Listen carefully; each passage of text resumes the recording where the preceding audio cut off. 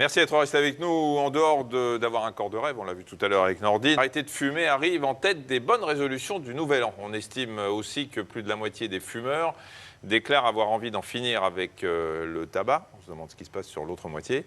Et chaque année en France, 750 000 personnes disent stop à la cigarette durant au moins un an. Mais comment éviter de rechuter? Quelles sont les méthodes qui fonctionnent? Pour répondre à toutes vos questions sur les moyens pour arrêter de fumer, notre spécialiste, le docteur Anne Borgne, qui est tabacologue. Bonjour. Bonjour Marianne. Bonjour. Et on va accueillir Marie-Claude Anglard. Bonjour Marie-Claude. Bonjour. Merci d'être là, merci d'avoir répondu à notre appel à témoins. Le moins qu'on puisse dire, c'est que vous avez fumé quand même longtemps. Vous avez commencé à quel âge? Un petit peu, parce qu'il y avait les parents qui... Bon, Oui. vers 16 ans. Beaucoup vers 20 ans. Beaucoup, c'est combien de C'était déjà un paquet quand même. Oui. Puis maintenant, j'ai 62 ans. Et j'ai arrêté depuis 2 ans, là, définitivement. Vous avez utilisé la méthode Chiapi. Oui, parce que j'ai réessayé les patchs. Pas du tout dans le domaine hospitalier, là, pour le coup. Toute seule, je me suis dit, bon, je suis quand même assez grande pour... Bon. Et ça n'a pas marché. On me dit, je sais pas, j'aurais presque pu fumer le patch, quoi. Et donc sur Internet, vous avez trouvé une méthode? Voilà.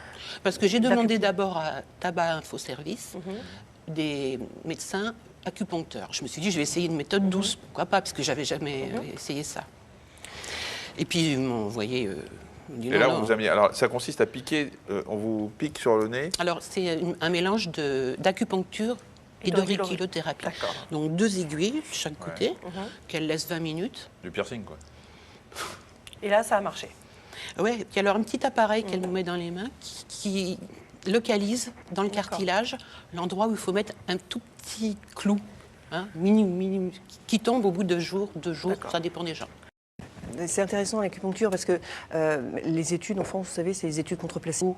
C'est ça qui valide un traitement ou pas. Alors c'est vrai que les études contre placebo, avec l'acupuncture, c'est difficile à mettre en place.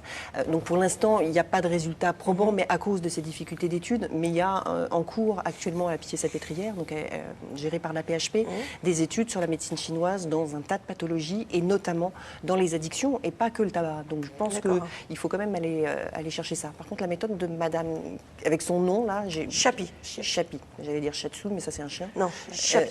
Je ne connaissais pas ni ce nom, ni personne ne connaît. Alors je fais du prosélytisme partout parce que j'ai tellement été heureuse d'arrêter en une seule séance. C'est possible d'imaginer.